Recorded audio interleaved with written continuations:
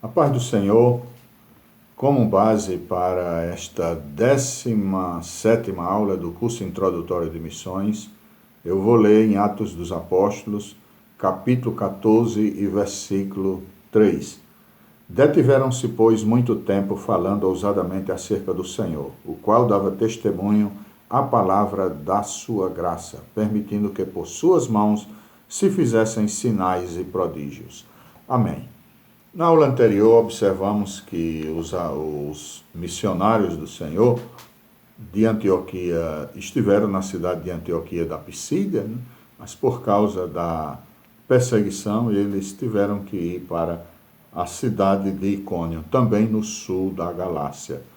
É bom lembrar que a carta de Paulo aos Gálatas, região aí do sul da Galácia, que incluía essa cidade aqui de Icônio, ela foi para refutar a doutrina dos judaizantes, que depois que Paulo esteve nessa região aí, eles estiveram lá e ensinavam que era necessário que os crentes, inclusive os crentes que se converteram aí, os gentios, se circuncidassem e guardassem a lei de Moisés para serem salvos.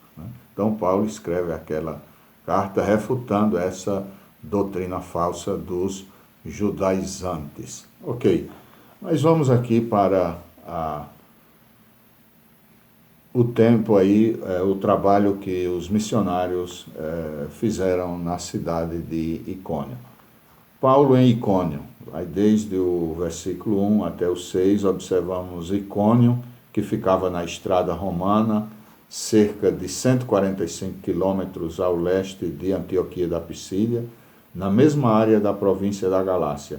Foi a seguinte cidade a ser visitada, em cuja sinagoga os apóstolos falaram de tal modo que creu uma grande multidão, tanto de judeus como de gentios. Porém, logo os judeus incrédulos incitaram e irritaram os ânimos dos gentios contra os missionários.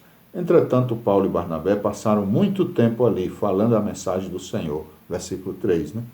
Mas, seguindo um tumulto dos gentios e judeus, associados com os seus líderes, para ultrajá-los e apedrejar, sabendo eles, consideraram mais prudente fugir para a cidade seguinte. É o que Jesus ensinou, né? Quando os pregadores forem perseguidos aí em um lugar, eles devem fugir para outro, não porque são covardes, mas porque é prudente, né? Então, é um ensinamento do Senhor. Então, sobre os sinais e maravilhas mencionados no versículo 3, que marcaram o ministério dos pregadores do primeiro século, é bom lembrar que a história do crescimento da igreja pentecostal do século passado e deste início de século está marcada pelas evidências dos sinais e prodígios efetuados pelos crentes que creem na palavra do Senhor. Com base no amplo contexto que há no Novo Testamento, os sinais e prodígios devem existir até a segunda vinda de Jesus. Eu tenho aqui neste livro, que escrevi há alguns anos atrás, tenho vários textos, várias referências aqui acerca dessas evidências. Reduzir esses milagres a um fenômeno que ocorreu somente no primeiro século, em confirmação à mensagem profética, é dar-lhes um papel muitíssimo inferior àquilo que diz o próprio Novo Testamento e a história da Igreja cristã. Então, nosso Senhor e Salvador Jesus Cristo é o mesmo, ontem, hoje e eternamente. E ele disse que os sinais seguirão aos que crerem, né? Então, como está escrito no livro de Marcos, né?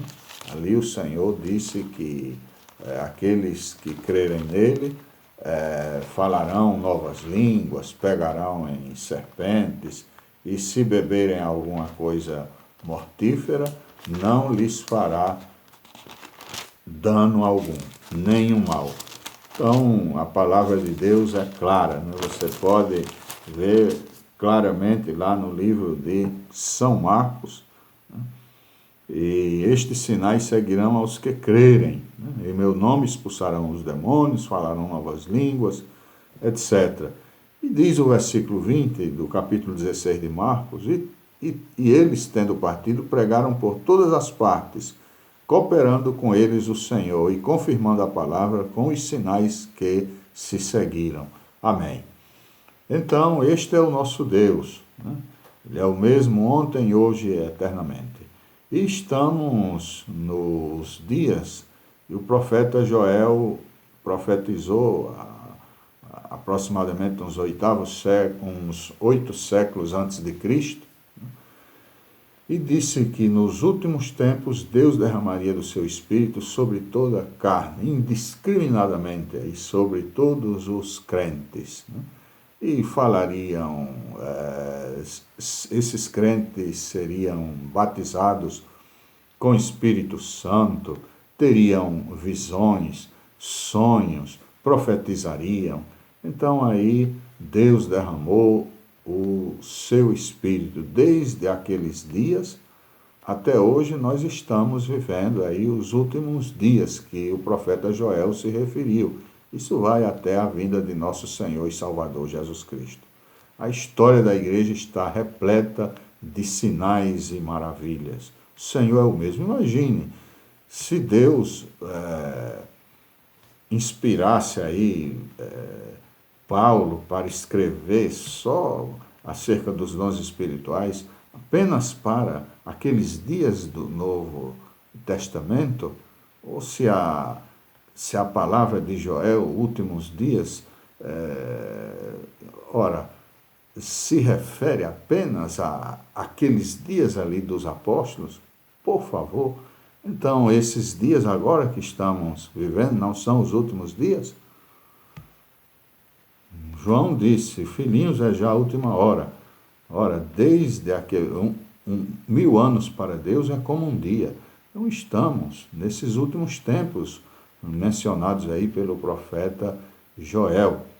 E graças a Deus, né? Porque a igreja pentecostal tem crescido bastante, é uma igreja que evangeliza, é uma igreja dinâmica, é uma igreja que não se acomoda aí, não fica dentro apenas das 4 paredes, é uma igreja missionária, é uma igreja dinâmica, é uma igreja que procura imitar o exemplo da igreja primitiva. Não somos perfeitos, mas nós procuramos imitar os bons exemplos, né? Paulo disse, sede meus imitadores como eu sou de Cristo. E nós, os servos do Senhor, os discípulos de Cristo, procuramos aí seguir o brilhante exemplo aí dos servos do Senhor do Novo Testamento. E Deus confirma a obra das nossas mãos, né? Salvando e fazendo maravilhas. Quantas pessoas são curadas no nosso meio? Né? Quantas visões, quantas profecias, quantas maravilhas que Deus realiza no meio do seu povo. O próprio missionário Otto Nelson, que fundou a igreja Assembleia de Deus em Alagoas, ele, quando estava passando um momento difícil, quando era recém-chegado lá em Alagoas, ele, um irmão simples que não sabia nem falar direito português, né, entregou uma mensagem para o missionário, uma mensagem de ânimo, né, em sueco. Veja só.